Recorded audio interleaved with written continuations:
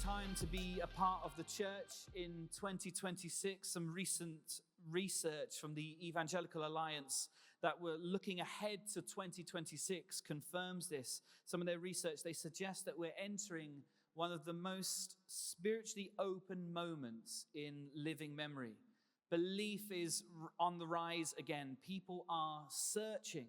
People are hungry for something more. But with that, they note that with the rising tide, the seekers, people who are seeking truth and seeking something spiritual, they're not only turning to all forms of Christianity, but they're turning to other religions as well, paganism and the occult. They're suggesting that witch talk may be as popular as alpha this year.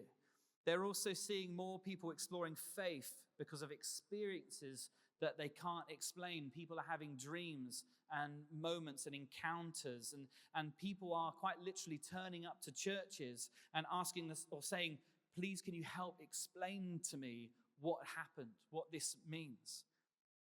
Amazing that 74% of all parents with children under the age of 5 have attended a church activity or event in the past 12 months across the country. Research also points to a surge in Bible engagement, where Bible sales are hitting record highs, especially among younger generations, because in a world full of noise and half-truths, people are drawn to something that feels solid and true and beautiful. And then finally, their research saw that as more people come to faith through new pathways, that new pathways and discipleship matters even more. New believers need community.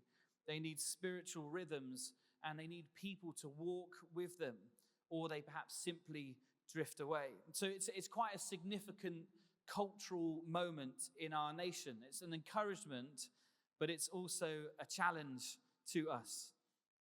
Something not just for the church to respond to, but something that we as individuals, in our own situations, in our own settings, should consider our response to it as well.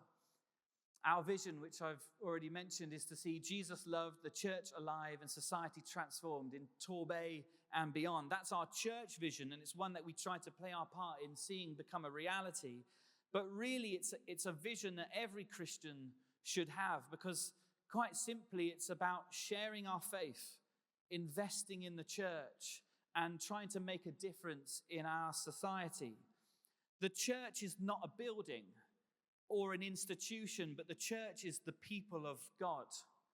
And so when I read that sort of analysis, that sort of research, and those sorts of statistics that show a resurgence of faith across our nation, I know that it's the church, not this church, but the church, the gathered people who are gathered, these individuals gathered around a particular vision and a heart for an area.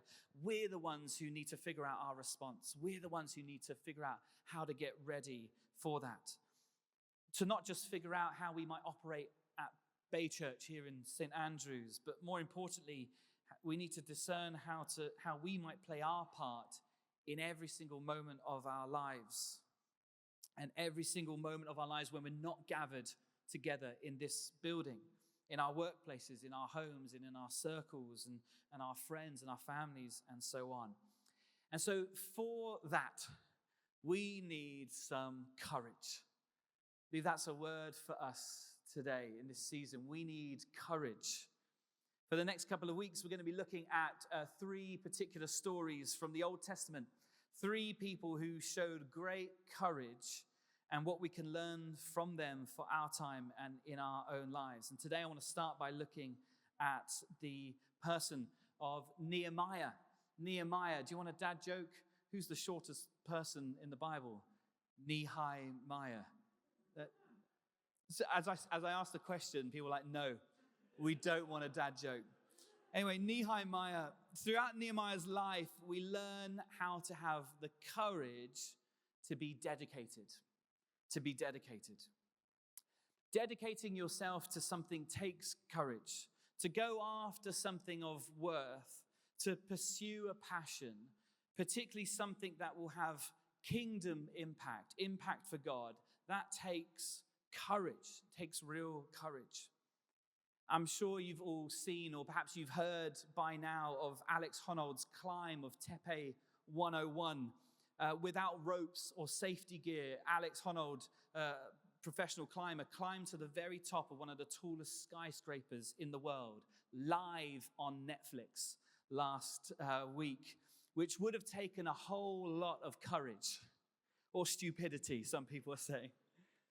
I mean, my legs felt weak just watching it from my sofa very close to the ground. But it wasn't simply courage and bravery that made this possible. I've followed Alex for some years now, since he climbed El Capitan, again with no ropes, a far more dangerous and greater achievement than the skyscraper. And what you learn about Alex and what some of the VTs that they were playing during this climb were showing is his dedication.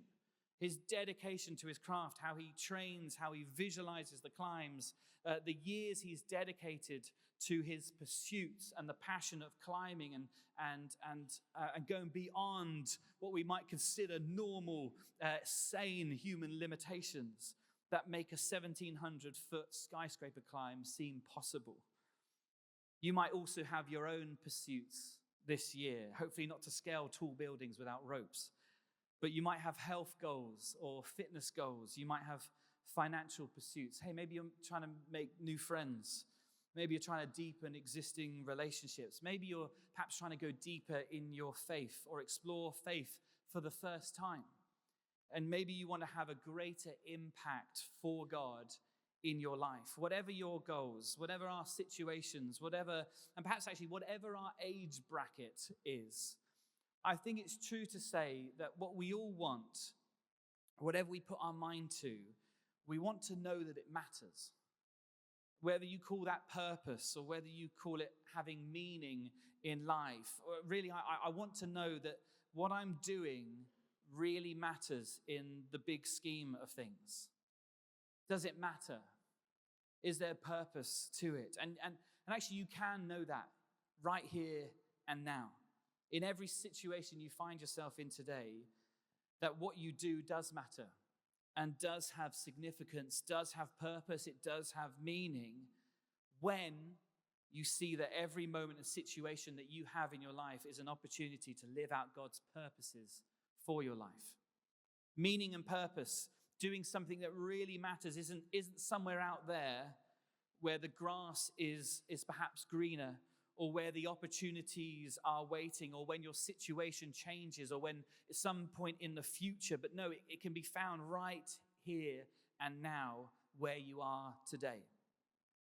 And what I believe that the world really needs is people who are dedicated to sharing the love of God. The world really needs more people who are dedicated to living out God's purpose for their life, more people who have been shaped and changed and transformed by Jesus to dedicate themselves to following his lead. That's what the world really needs. And to believe that, we need courage. To step into that sort of life, we need the courage to be dedicated. So, to Nehemiah, one of my favorites. Let's see what we can learn about the courage to be dedicated. We're going to start at chapter 1. Look for the big one in your Bible there. And we're going to read about halfway through verse 1. It says this. The context of Nehemiah is that the people of God have been in exile for years and years and years. And Jerusalem has been destroyed. And many years have passed. And Nehemiah is in the court of the king he's in exile to, but he's sort of operating as a cupbearer in the foreign land. I don't know what cupbearers do, but assume they're bearing a cup of some sort. And so he's there, and this is what it says. In the month of Kislev, in the 20th year, while I was in the citadel of Susa, Hanani, one of my brothers, came from Judah with some other men, and I questioned them about the Jewish remnant that had survived the exile, and also about Jerusalem. They said to me, "Those who survived the exile are back in the province, are in great trouble and disgrace. The wall of Jerusalem is broken down, and its gates have been burned with fire." When I heard these things, I sat down and wept. For some days I mourned and fasted and prayed to the God of heaven. Dedication, the courage to be dedicated, first starts with prayer. Before we even get going, we get praying and we seek God faithfully. That's the starting point of courage and dedication, seeking God faithfully. If I know anything about you, one thing I'm sure of is that there is something that stirs you. There is something that you're passionate about. There's something that pulls at your heartstrings, that gets you emotionally passionate to do something about it. There's perhaps an injustice that you long to see change. There's a group of people that you long to see filled with hope. There's something that stirs you. It's perhaps you might call it a burden on behalf of others. Maybe it's a burden for children, a real heart for children, or a heart for young people in the Bay. Perhaps it's a passion and a longing to meet the needs of those who live on the streets, or those who are struggling with addictions, those whom society has overlooked, the unseen and the unheard. I know one thing, that you carry some sort of burden, some sort of stirring for something that you want to see changed. And what's important about the burdens that we carry? Well, the American pastor Craig Groeschel says that the burden you bear often reveals the calling you'll embrace. The burden that you bear often reveals a calling that you will embrace, and often a calling that God is asking you to play your part in. Nehemiah, in that first reading, was so moved by what he heard about Jerusalem that he sits down and he weeps over the state of Jerusalem. And then it says he prayed and he fasted. And what we see from Nehemiah throughout the whole book, there are 12 significant times of prayer, and he sits down and kneels before God and prays time and time again. As his first response, he seeks God faithfully. I came across a rather sweet video this week that has gone viral. I don't usually like sharing videos during my talks, but I really wanted to share this one. It's of a boy and he's trapped in an elevator. And this is what he does. Let's watch it. Por favor, abre a porta do elevador. Eu tô com um pouquinho de medo, mas eu sei que o Senhor cuida de mim. Amém.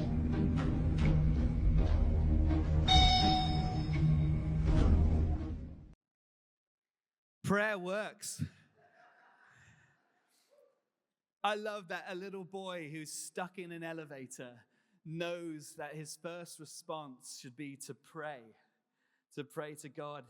He takes his burden straight to God to seek him on what to do. And that's what Nehemiah does. So many of us are seeking purpose in our life, wanting meaning in our life, wondering what to do, and yet we don't take those things to God. We haven't asked God. We haven't sought his guidance for what it is that we should do. We haven't brought the things that burden us, that have stirred our spirit, and brought them to God in prayer, asking what he wants us to do about it.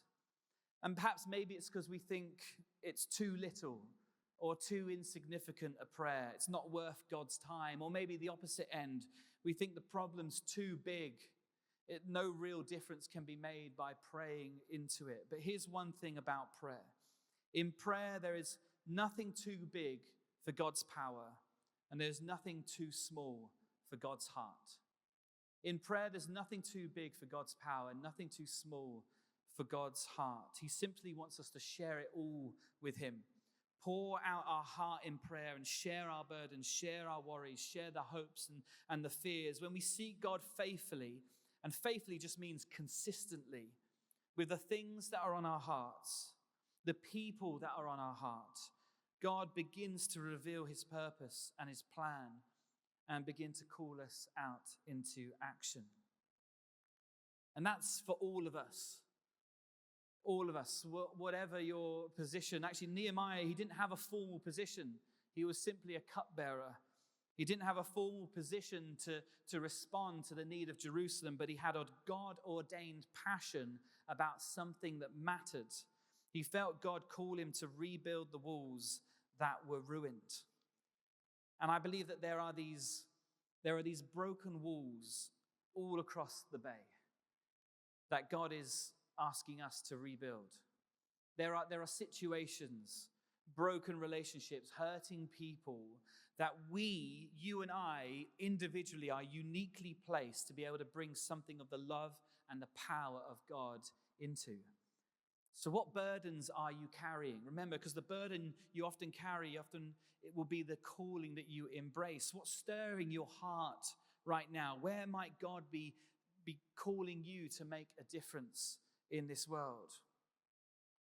If we want courage, we need to seek God faithfully. How do we do that? In prayer. That and that alone will give us the courage to dedicate ourselves to what we believe God is asking of us. Because Nehemiah, he sits down to cry, and then he kneels down to pray and seek God. And then Nehemiah, he stands up to action. The king, he makes this request in chapter 2. You can read it in your own time. Chapter 2, he makes his request to the king, and the king says, okay, you can go. And he heads off to Jerusalem, and he starts to rebuild the wall. And then if you want to, let's skip to chapter 4. Let's read that. Look for the big number 4, and look for verse 1 again. And this is what happens in chapter 4. When Sanballat heard that we were rebuilding the wall, he became angry and was greatly incensed. He ridiculed the Jews. And in the presence of his associates in the army of Samaria, he said, what are those feeble Jews doing? Will they restore their wall? Will they offer sacrifices? Will they finish in a day? Can they bring stones back to life from those heaps of rubble, burned as they are?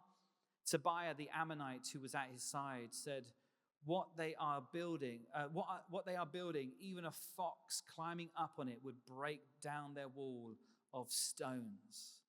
The next lesson of courage that Nehemiah gives us to, first is to seek God faithfully. The second is to stand strong against opposition. When we step out in faith and follow God's calling to make a difference, often it will come with some sort of opposition and some sort of pushback. Have you ever tried a new diet, but then McDonald's releases a new seasonal burger that you just have to try? Or have you ever tried starting the month and saying, this is the month I'm going to get on top of my spending, and then the car breaks down, the washing machine packs up, or that unexpected bill comes your way? Or have you tried a new habit to make yourself more productive in the mornings, but your alarm somehow didn't work and you overslept? Because when we try to do good, we're often faced with things that come against it. When we try to do something good, something that matters, there will be opposition. Sometimes from people. Not everyone's going to like what you're doing. Things won't always go to plan. Sometimes there is a mental opposition. And it's in our own heads because things get too hard and we feel like we can't keep going. The results perhaps aren't coming fast enough. The fruit isn't there yet. We need the courage to stay dedicated to what God is calling us to do, standing strong in the face of pushback. We need people around us who don't just who don't push us back, but push us forward. I remember years ago, I start the new year always hopeful that this will be my fittest year ever. And I told my friend that. And then the next day he found me with a pot of pick and mix from the sweet shop. And he grabbed the cup of sweets from my hand, started offering them around the office to other people. He took me outside, took my measurements, and gave me some goals for the year. I need friends like that who aren't going to push me back, but push me forward. The one person who certainly doesn't want you doing good work is the enemy, who will throw all sorts of discouragement your way to get you to stop and get you to give up. For me, those discouragements sound a bit like this. Who do you think you are? You don't belong in this role. You're an imposter. You don't know what you're doing. Maybe for you, it might be a bit more like, you're not strong enough to do this. You don't have what it takes. Give up now before you look stupid. This is all opposition to God's work. But how does Nehemiah stand strong against opposition? He prays. Verse 4, he starts, hear us, O God, for we are despised. Strength comes from God and God alone. When we come to God in prayer, when we're weak, when we're facing opposition, when we're in need of help, when we're being pushed back, when we're being discouraged. In prayer, God's gift to us is his strength. He gives us strength to carry on, to persevere, the courage to keep fighting, to keep doing the good work. What's in your way that you haven't yet prayed about? And pray about it. Because if we want courage to do the things God is asking us to do, firstly, we need to seek God faithfully, and we need to stand strong against opposition. And lastly, we need to shut the door on distraction. Someone once said, if the devil can't discourage you, he'll distract you. Life is full of distractions. Your attention is the most valuable thing to big tech companies, to advertising agencies, even politics, perhaps. If we can keep your attention here, then we can distract you from what's going on here. The biggest disruptor to your life and living your life for God and living out the life that God is calling you to live, the biggest disruptor will be the distractions around you. And so we've got to learn to shut the door on distractions. How does Nehemiah do it? Well, let's look for the big number 6. It might be on the next page. And look for the little number 9. Chapter 6, verse 9. It says they were all trying to frighten us. So what's basically happening in this moment here is Sanballat's back, the great name that is Sanballat. And he's back, and he's writing letters to Nehemiah, trying to distract him, trying to get him to meet him somewhere, trying to get a meeting together, trying to take his mind off the task of rebuilding the walls. And then Nehemiah says this, they were all trying to frighten us, thinking their hands will get too weak for the work, and it will not be completed. What does Nehemiah do? But I, say it together, prayed. But I prayed, now strengthen my hands. He prays. Have you caught on yet? The key to courage is always prayer. The key to staying dedicated to the call of God is prayer. Prayer, what is it? It's realignment. It's a refocusing. We get distracted. Our attention wavers. And what prayer does is it recenters us. Prayer is where we return to God. We hear his call again and we step out again.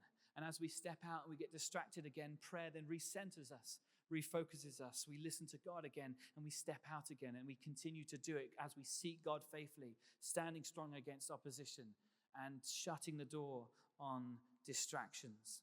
And of course, distractions come in all shapes and sizes. They're different for all of us, but their impact is just the same. They take our attention off that which is most important. The thing that God has called you to do. The distractions will try to take us away. Shut the door on distractions and move forward with courage. To live with courage, we need the foundation of prayer in every aspect, every moment of our life. Prayer is how we seek God faithfully. Prayer is how we stand strong against opposition that comes our way. And it's prayer, it's how we shut out the distractions around us, whether they be social media, maybe some of the shiny distractions that seem good but aren't the most important thing. Because God is looking for those who would dedicate themselves to something more. God is looking for people who have the courage to dedicate themselves to living for him. God is looking for people who have the courage to dedicate themselves to rebuilding the walls of a broken society, a society that is in desperate need of the peace, the love, and the grace, the forgiveness, and the love of God. God is asking those to have the courage to dedicate themselves to rebuild the walls that he has put on our hearts. Amen. Amen. Shall we stand? Let's respond.